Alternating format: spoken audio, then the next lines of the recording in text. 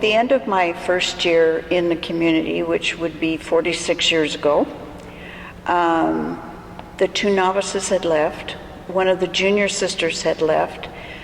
The other person who'd been in initial formation with me left. And so I ran up the hill and was sitting on the hill crying basically and saying, God, why'd you bring me here if all these people are leaving? The ones closest to my age and to my formation process. And I didn't really get an answer. So I heard the bells ringing and I went, oh God, because I was supposed to be ringing them. So I ran down the hill and came through the back door of the chapel and found my place in the choir stall. But because I couldn't see for the tears, I couldn't pick up my psalter, the prayer book, and pray with the sisters. So I just closed the book and sat in the choir stall. And I listened to Sister Ildefonse, who was sitting right behind me. And her voicing the Psalms was a way she caressed the Word of God. There's no other way I can describe it.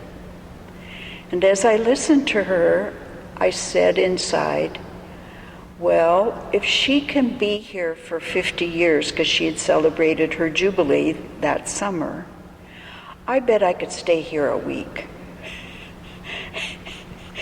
And so one of the things I do when I come to chapel, and not only thank God for Sister Ildefonse and each sister that's praying in the chapel, but I listen for the word I need to hear that day or in that psalm.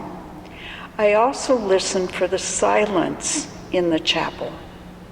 Now, many times, we're clearing our throats or shuffling our feet or we accidentally drop something.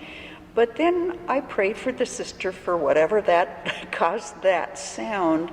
And then I listen for the silence.